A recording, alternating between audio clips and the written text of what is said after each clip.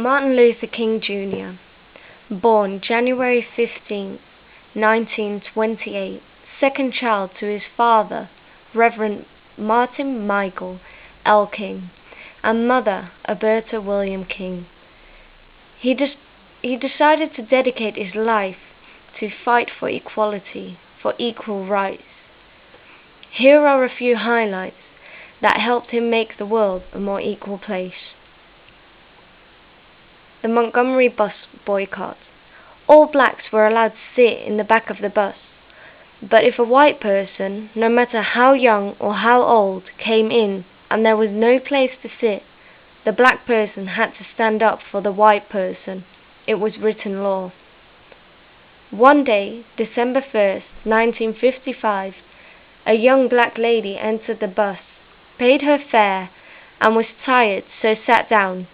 The bus driver, James F. Blake, noticed that the bus was filling up with whites and noticed that 3 white people were standing whilst black people were sitting down. He went to the colored section of the bus and demanded that 4 black people must give up their seat for the white people to sit down. After some hesitation, 3 black people stood up, but Rosa sat put. She was a well-educated lady and just could not stand the unfairness that all black people had to suffer, so decided to stay seated because she, like the white man, paid for her seat in the bus. Because she refused to stand up, Blake called the police and she was arrested on the spot. She was the start of the Montgomery bus boycott, in which all black people refused to ride the buses. Martin Luther King led the boycott, and for 381 days all blacks in Montgomery refused to ride the buses. Being the leader, Martin Luther King was imprisoned for the boycott, and King was found guilty of being the boycott starter. The great success of the Montgomery bus boycott made King a national hero, and during the 11 days he spent in jail, Martin Luther King wrote his famous letter to the Birmingham jail. He wrote his letter to the priest in order to make them understand that their laws were unfair and that it needed to be changed. Little Rock 9.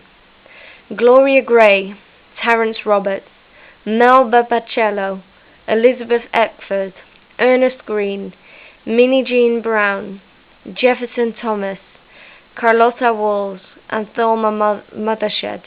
These were the 9 students known as the Little Rock 9.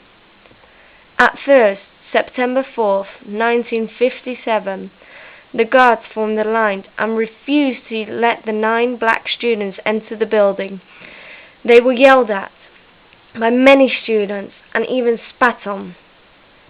20 days later, September 24th, 1957, the students had given the right to enter the building and did so, escorted by 10,000 National Guards on order of the President, Dwight D. Eisenhower. The whites had nothing to do but enter their class, having a black student in their class, but they still wanted to be separated from the blacks. They protested and protested, but nothing was going to change. Ernest Green was the first to succeed. On May 27, 1958, he graduated from Little Rock, being the first black person to graduate in the United States of America. They were all brave students, facing their fears and standing up for their rights. They were awarded with a grand statue and even had their own national coin. The March on Washington. August 28, 1963, the day of the March in Washington.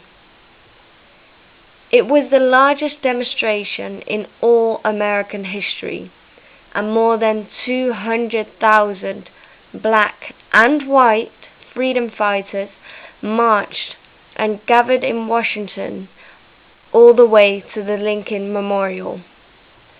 It was a march for jobs and for freedom, led by Martin Luther King.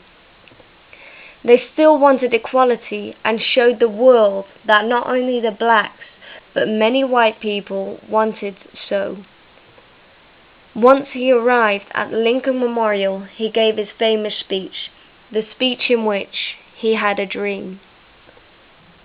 A Nobel Peace Prize. At the age of 35, Martin Luther King Jr. was the youngest man to have received the Nobel Peace Prize.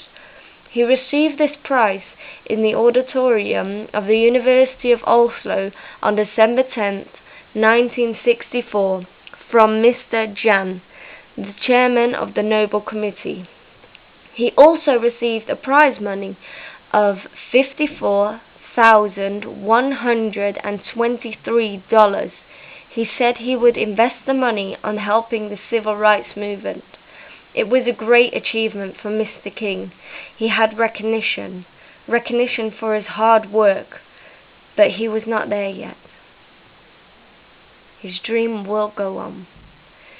On the evening of April 4th, 1968, Martin was standing on his motel balcony, waiting to lead a protest march to support the strike of garbage workers of Memphis, Tennessee. That's when it happened. Martin Luther King Jr. was shot standing on his balcony. James Earl Ray. That was the man they were looking for. He was the murderer. Martin Luther King was only 39 at the time of his death, a loving father of 3 children.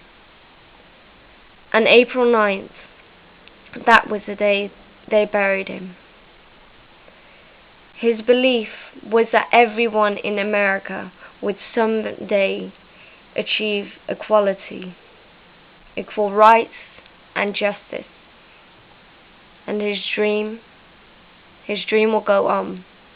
He had a dream.